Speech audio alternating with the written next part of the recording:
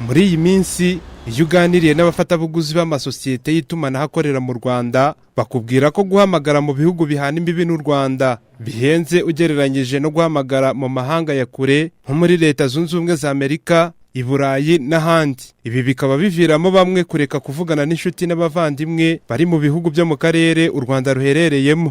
Ni mu Burundi cyane ariko amafaranga ariruka. Nawe mfite inshuti ariko ntitukivugana kubera ibiciro ko byazamutse.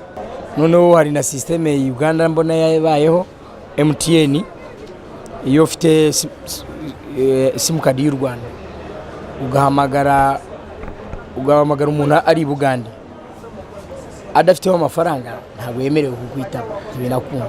Amasosiyete y'itumanaho Airtel na MTN akorera mu Rwanda avuga ko izamuka ry'ibiciro by'itumanaho riterwa n'imisoro acibwa n'amasosiyete y'itumanaho bikorana akorera mu bihugu byo mu karere u Rwanda ruherereyemo. Ibiciro byo guhamagara mu karere byarazamutse, byatewe ahanini n'imisoro amasosiyete akora muri biriya bihugu aba yarashyizeho, bigatuma rero ikiguzi cyo guhamagara hariya kizamuka. Hari ibiciro baduheraho ibyo tugomba guha tuhagarariye yitwa interconnection fee, hanyuma tukaba tudashobora kubijyaho hasi kuko niyo tugomba kubishyura mu bisanzwe. Umuyobozi mukuru w'ikigo cy'igihugu gishinzwe kugenzura imirimo imwe n'imwe ifitiye igihugu akamaro RURA, Regis Gatarayiha, avuga ko iki kibazo bakizi kandi ko barimo kukiganiraho ku rwego rw'umuryango uhuza ibigo bigenzura itumanaho muri Afurika y'Uburasirazuba, East African Communication Organization, kugira ngo barebe uburyo ibiciro byaringanizwa. Mu Rwanda iyo uri kuri roaming uri Uganda si kimwe n'Umugande uri mu Rwanda, si kimwe n'Umutanzania uri mu Rwanda cyangwa Umunyarwanda ugiye ni simukadi yo mu Rwanda muri Tanzania.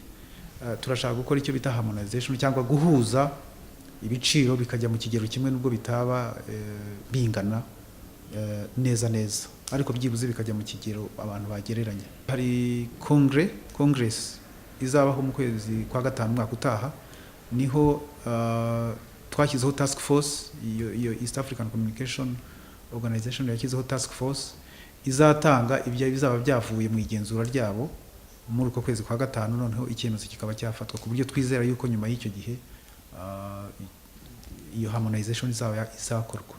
Itegeko rigenga ishyirwaho ry'ibiciro by'itumanaho mu Rwanda riteganya ko iminsi 30 mbere y'uko sosiyete y'itumanaho ishyiraho ibiciro bishya yandikira RURA iyimenyesha igiciro cyari gisanzwe n'ikigiye gushyirwaho. Muri iyo minsi kandi iyo sosiyete igomba kumenyesha abafatabuguzi bayo uburyo ibiciro bigiye guhinduka.